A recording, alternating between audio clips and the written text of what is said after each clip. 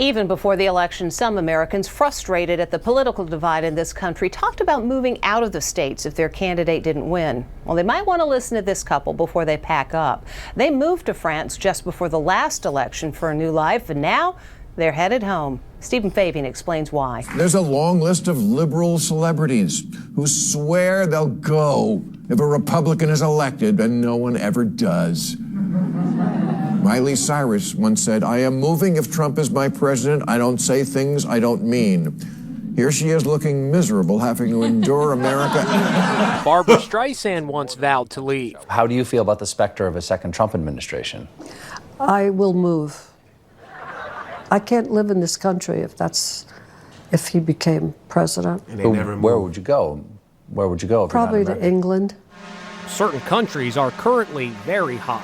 Spain, Portugal, Greece, Italy, and France. Jen Barnett and Brett Andrews started a company to assist Americans who want to make the big move. So what are the difficulties Americans run into when moving to another country? They're afraid that danger might lurk around every corner. They're expecting a boom in business. We introduce them to immigration attorneys and realtors and tax accountants and other professionals that they need. Mikkel Dykes started making plans to move to Spain even before the election returns started pouring in last night. So you were going to leave regardless of who wins? Whatever happens with the election will not change how divided we are. America should not be this way. It's not. It's like the way I see it and I have seen it. It's like people react to politics like it's a football game. Your team against my team. But like the saying goes, the grass is always greener. I just spoke to a woman who moved to France with her husband to escape all the political turmoil, but they ended up hating their new lives there. And now they're coming back home. We're moving back because the French bureaucratic government is way, way over the top. You can't deal with these people. Joanna McIsaac says she found day-to-day French life too challenging and discovered a new appreciation for the good old USA. Living here is a whole different story than visiting. You know, we come on vacation. Oh, it's so great. Oh, it's so wonderful.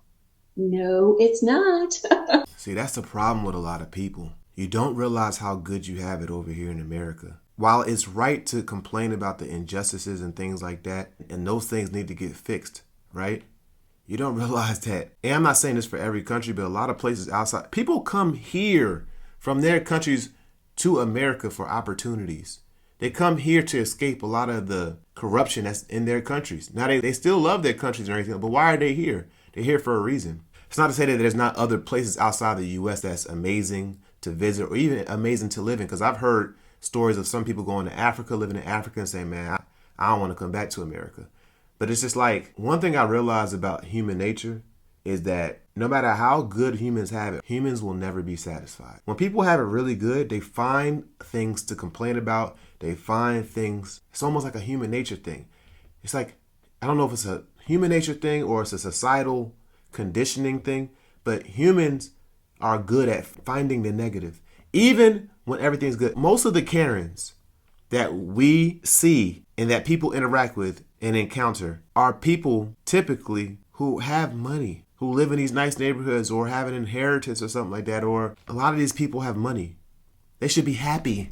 Everybody's trying to attain money. You got money, but you're so bored, you just trying to look for people to pick on and mess with and look for things to complain about. And why is that car parked out there? And why are you walking in my neighborhood? And they just be looking. You could be at a grocery store outside their neighborhood. You could be outside and they just be looking at you like, what is he doing? What is she doing? And you just being a human. You just standing outside or walking to the store. Humans are like, when you from the hood or when you from like, you know, a worse situation, you don't really be complaining about much because you know how bad it could be. So you just happy. Like a lot of people from other countries, they just be happy when they have running water and certain things like that.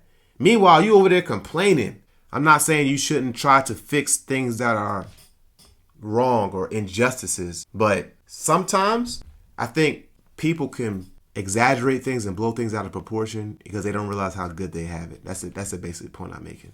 They don't realize how good they actually have it, bro.